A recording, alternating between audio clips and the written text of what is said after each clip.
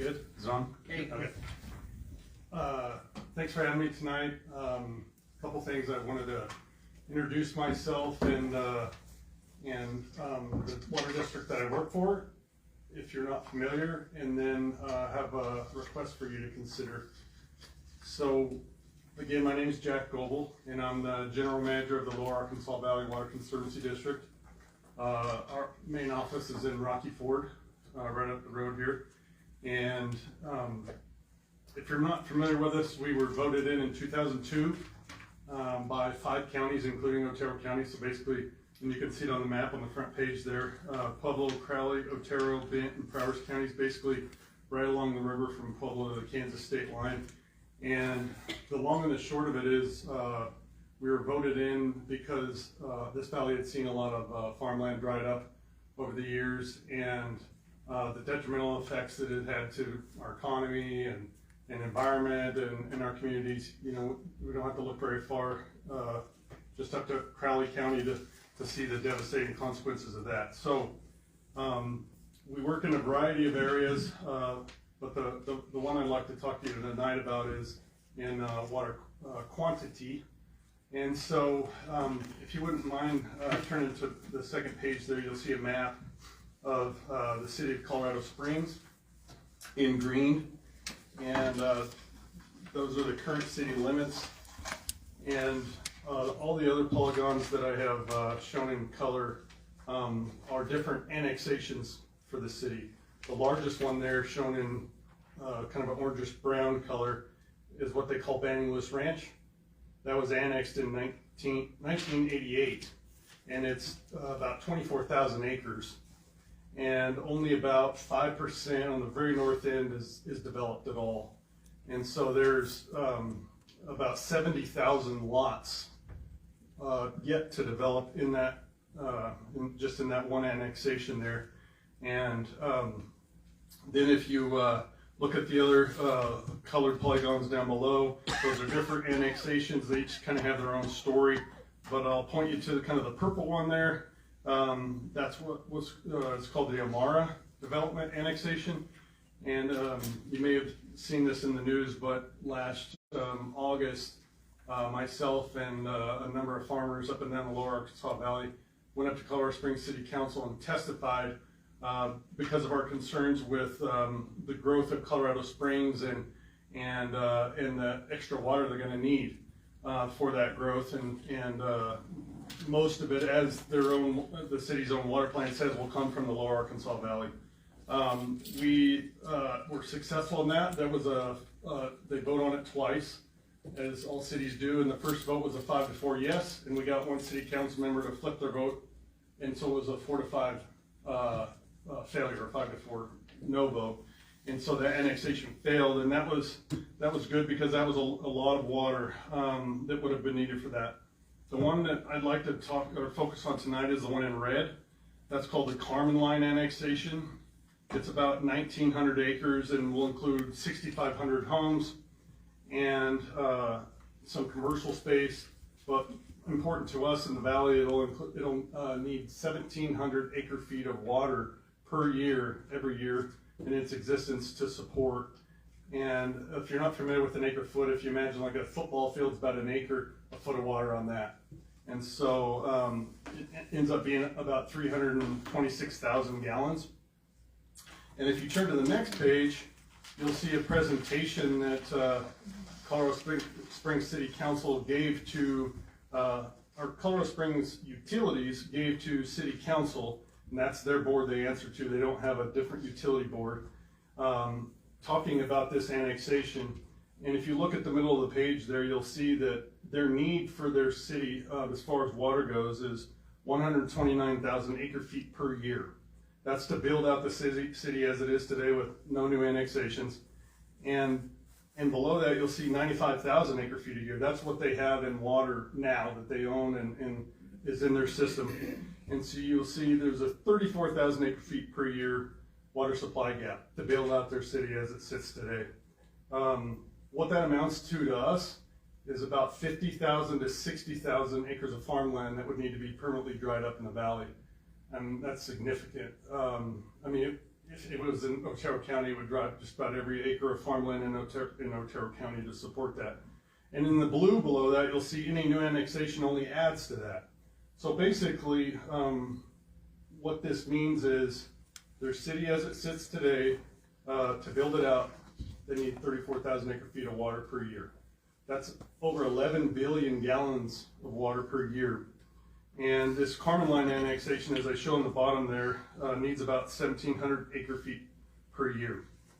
And so we've been, like I said, going up to testify against these annexations just to bring light to this concern that this is basically going to drive a significant portion of our valley. And as you know, agriculture and irrigated agriculture is the backbone of our economy up and down the valley. And there really hasn't been much of a counter voice against these types of growth. And so we've raised that, and we've been pretty successful. We've had over 60 media hits, as they call it, in the last 3 months, where we've kind of caused a ruckus. And I don't know if anybody gets the Denver Post, but this was on 2 Sundays ago, the front page of the Sunday Denver Post, and it's 3 full-page article that they did on this, just because this is a growing concern across the West United States. So I know that 5 minutes is kind of the allotted time, so I'm hurrying through all this, but I'll be happy to answer any questions. Well, the reason I'm here today is to ask you to consider to adopt a resolution.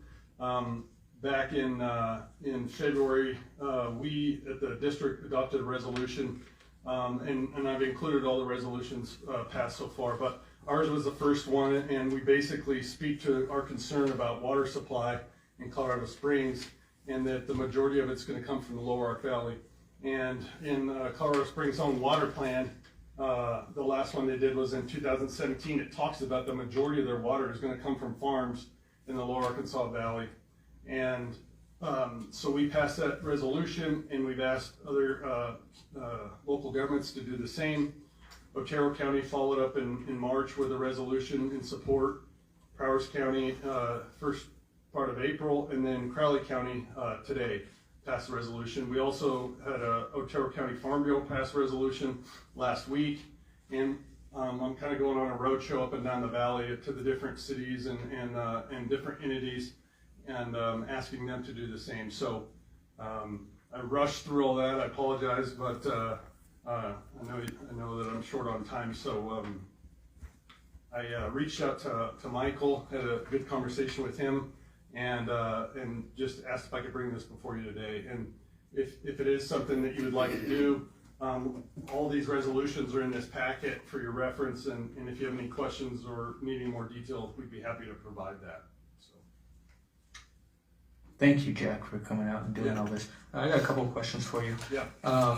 If you are successful and we don't lose anything to Colorado Springs, what is their plan? Do we know what their plan is to make up that difference right there?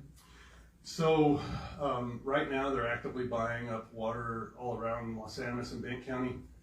So they're buying the Los Animas consolidated ditch, where if you're driving from here to Los Animas, you drop off the hill, and that farmland you first see. Xcel Energy owns about 3/4 of that. They were going to use for a power plant back in the 80s, and they've since decided to sell that. Colorado Springs is purchasing that. They're also buying under the Fort Lyon Canal all around Los Animas, and they filed in water court to get those uses changed from irrigation to municipal. And so they're actively buying water now to try to meet their 34,000 acre foot gap. And so really what we're saying is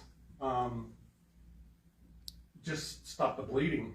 You've got 34,000 acre feet of water you need for your city as is. Every time you add an annexation, you're just adding to that. And so success for us, at least for this step, is to have them put a moratorium or basically a pause on annexations and take a step back and look and try to, we've tried to get an IGA with them to lay out how they're going to get the water, base levels of mitigation for cities and counties, because when that water leaves, so does all that economic value, and so we're trying to work on an agreement like that. So far it's been a slow go, but this type of public pressure is really, I think, what will get their attention to say, okay, we need to really do something rather than just what we've always done. One thing I left out is that it's pretty obvious that the citizens of Colorado Springs don't want to grow like this. Like I mentioned, in all of Colorado Springs, they have 74,000, if you can imagine, lots to build houses on. And the developer for these annexations is saying, we need housing, we need housing. 74,000 open lots. And the houses that are already built, they have a 10-year high of inventory. So it's not like there's a lack of housing, there's a lack of demand. And with the Space Force now moving to Alabama, the demand will decrease even more. And so there was a petition run, first time in the city's history, of citizens and folks that live out in El Paso County outside of Colorado Springs where this Carmeline annexation will go. And they were able to collect over 31,000 signatures in 20 days to force the decision back to city council. This is allowed in their city charter, where they were forced to either de-annex what they just approved and then it would be dead, or refer it to a ballot. And that's what they did. They referred it to a ballot on a 6-3 vote. And so this June 17th, all of Colorado Springs will be voting on whether they want to grow like this. And if I was betting, I would say it'll fail pretty miserably, because this will add to their water bills, it'll add people, it'll add cars. Police and fire both testify to their own city council that they're already stretched too thin. And this will, this annexation, like you saw on the map, is 3.5 miles away from Colorado Springs. It's a flagpole annex to get to it. And so anyway, I kind of went on a tangent there, but what we're looking for right now is just a pause on these annexations. I think there was a study not too long ago that said Colorado Springs was going to take over the population of Denver by 2050. That's what they're on pace for? Yeah, we're saying fill out your city as it is before you add commitments to more development. Any other questions for Mr. Goebel? You did a really good job, thank you, and we'll look into this and see what we come up with for the next meeting.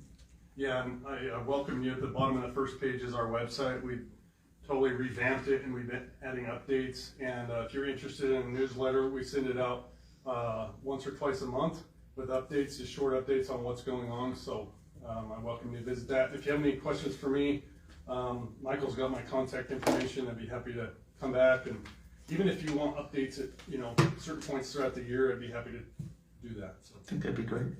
Thanks, Chuck. thank you all, appreciate it.